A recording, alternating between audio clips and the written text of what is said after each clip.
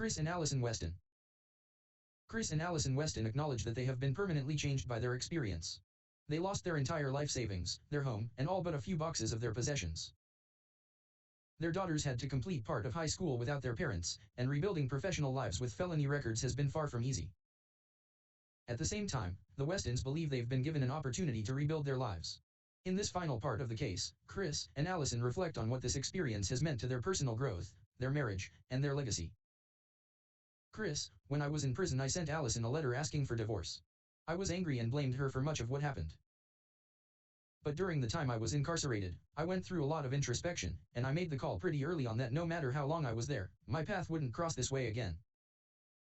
And I think that experience, speaking for me personally, took me to a place where I recognized that not being completely clear with ourselves and with one another really led to a lot of the problems we had. The way I can sum this up is that I was freer in a federal prison than I was in the outside world. I made a commitment to myself that I was going to be very transparent, starting with myself. I decided I was going to share things about me that I had been hesitant to share in my marriage and in my family life. So when I got out, we sat down and talked through the past. I said, okay, let's clear the deck and make sure we understand everything about both of us now. And, if we're willing to move forward from that, wonderful. If not, then we need to make a change. Now we are both committed to living authentic and transparent lives, to being open and honest in our relationship and in everything we do. The Westons acknowledge that most people cannot imagine ever finding themselves in a similar situation. However, they believe that the first step on the road to their story can be as easy as feeling one's choices in a difficult situation are more limited than they are. Chris, no one thinks this will happen to them. You think when I was walking across the stage at my top 10 college getting my degree that I thought, geez, someday I'm going to go to prison. I can't wait. I'm aspiring to that. Maybe Alison and I are just uniquely flawed thinkers living in our own little bubble, but I don't think so. Nobody is immune to this, not one person. Your history, your degrees, the schools you attended, does not protect you from this.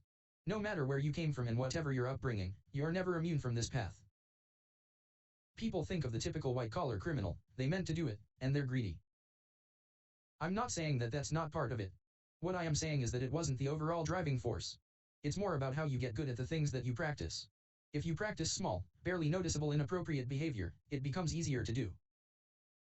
So the small missteps are huge, they are what you really have to watch out for. Bending expense reports a little bit, or bending policies in the corporation that aren't necessarily right. You do that once, you do it a couple of times, it just gets easier. Then the bigger things you do become easier decisions. I became used to doing things this way because that's how I was rewarded, and that's how it worked. And there weren't any consequences, not for a long time. Alison, when you get to the place where you feel you have no choice, that's when you know you do have a choice. Unless you acknowledge that choice, you're giving somebody else more power over you to control the situation. What is it in us that drives us to say, I don't have the ability to do the right thing here? Because we all have choices. Always. Not sometimes, always.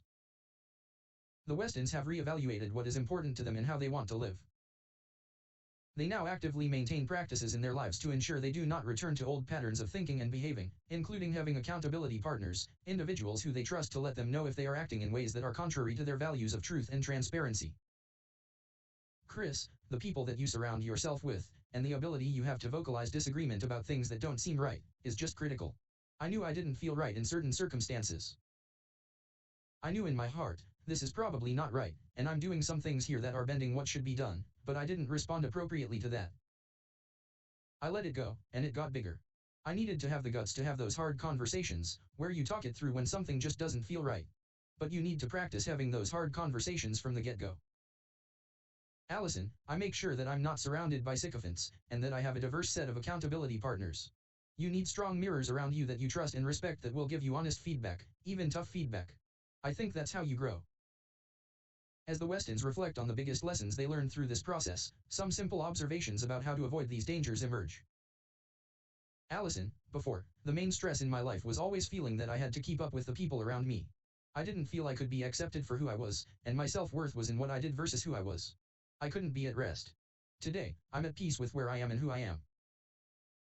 People need to get so comfortable in their own skin to be able to say, my identity is greater than this job. You have to be comfortable in your own skin to live consistently with your values.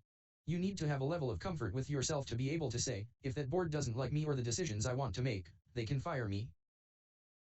If I am ever really uneasy about any decision, I will take 5 minutes, take 10. I take whatever time that's needed to ensure that my decision is the absolute best decision for me and I don't do things that I feel. 2.